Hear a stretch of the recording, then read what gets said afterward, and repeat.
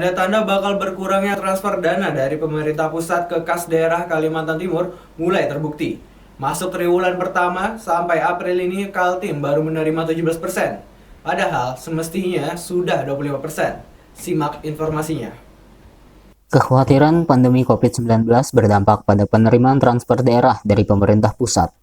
Mulai terjawab laporan dari Badan Pengelolaan Keuangan dan Aset Daerah atau BPKAD Kaltim saat rapat telekonferensi dengan Bapenda dan Komisi 2 DPRD Kaltim menyebutkan transfer dari pemerintah pusat baru 17% dari yang semestinya 25%. Sejauh ini, pemerintah maupun DPRD Kaltim masih optimis APBD Kaltim tahun 2020 sesuai yang ditetapkan, yaitu sebesar 11,75 triliun rupiah.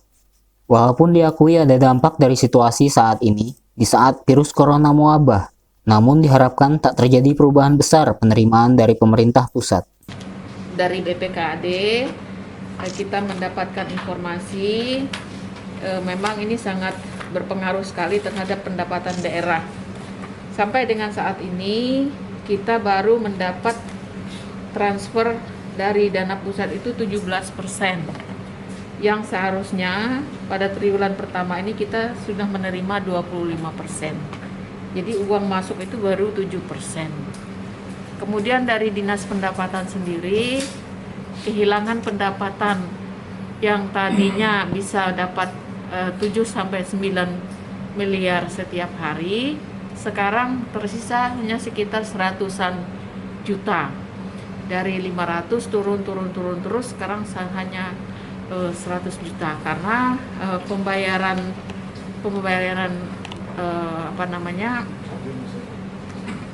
pajak-pajak yang biasa dilakukan oleh wajib pajak itu terhambat karena harus ke Samsat dan Samsat ditutup.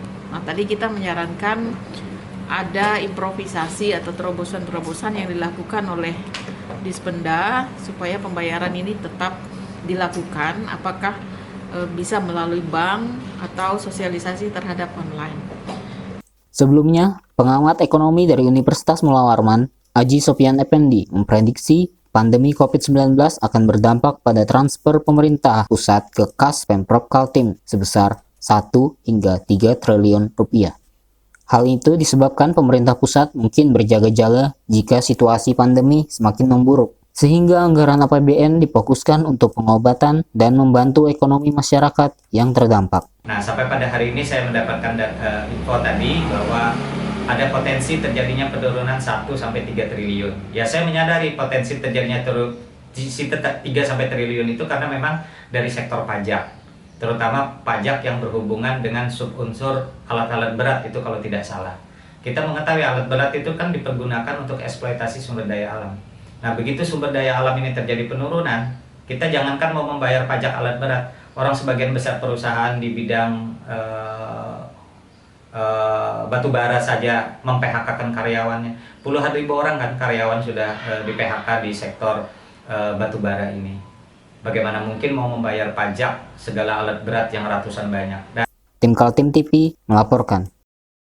Demikian Kaltim Update kali ini. Jangan lupa ikuti kami terus di channel YouTube dan fanpage Facebook Kaltim TV. Saya Fajar Mahardika, pamit undur diri.